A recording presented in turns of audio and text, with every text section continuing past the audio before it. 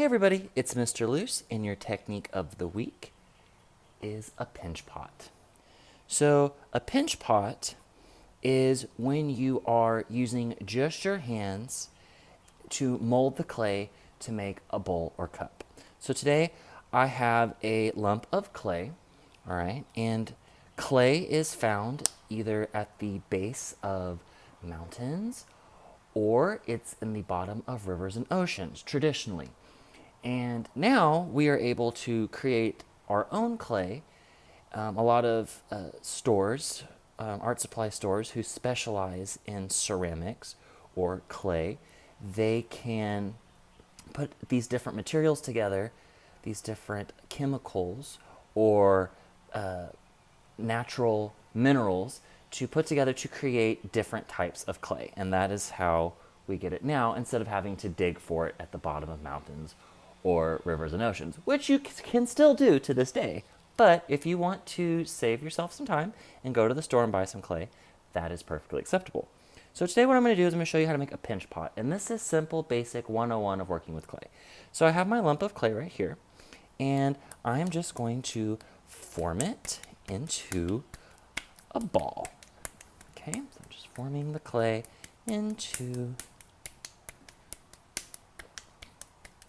a ball. And it doesn't have to be the most beautiful, most perfect ball you've ever seen in your life. You just want it to resemble that of a ball. Okay, pretty simple. So then I have my ball. Now what I'm going to do is I'm going to get my thumb and I'm going to stick it in the top of the clay, but I'm not going to go all the way through, all right? So I've created a little indentation, all right? And I did not go all the way through.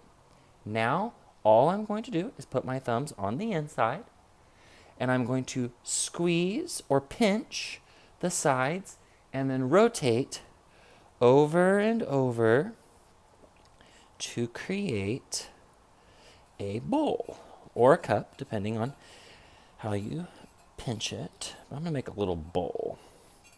And this is the OG way of making a bowl. And a lot of native and indigenous people who worked with clay, this is one of the methods that you could actually form their pottery before the invention of a pottery wheel. So now that I've got my bowl, okay, I'm just going to tap it a little bit just to flatten the bottom. Now it's looking a little rough. It kind of looks like it's made out of a rock. So I'm going to just smooth it out with my fingers. And the clay is, it's a little bit wet to where I can still work with it, but it's not super moist and slimy.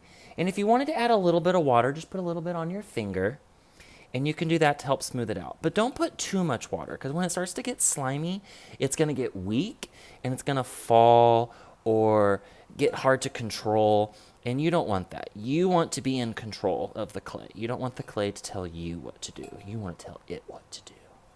Okay? And then you're just going to go in, and you're going to smooth it out. And if you'd also like to use tools like this, I call this the tongue depressor, you can use that as well. And that makes it a little bit easier.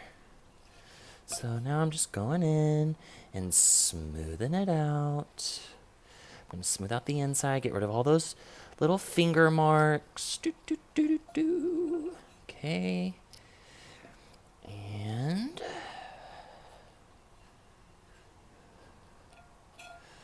like I said, it's not going to be perfect, and that's okay. This is, it's supposed to look a little more organic, right? So like a little more, less made in a factory, more like something you would find in nature.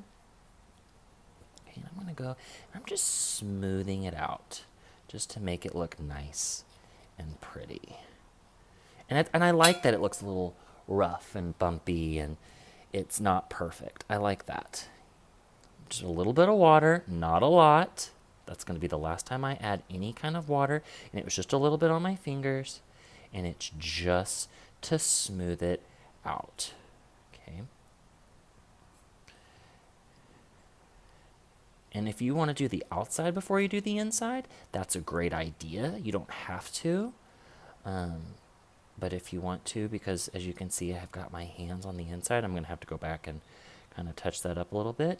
It is entirely up to you. Okay, and then after I smooth it out, I'm just getting rid of those little cracks and indentions and just kind of making it look solid as in one piece. Okay.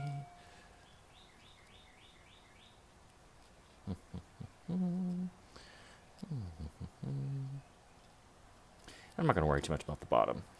All right, you get the idea. So now I'm going to go back, kind of smooth over my edges. And voila. There is my pinch pot bowl. And that is Basics 101 on how to make a pinch pot.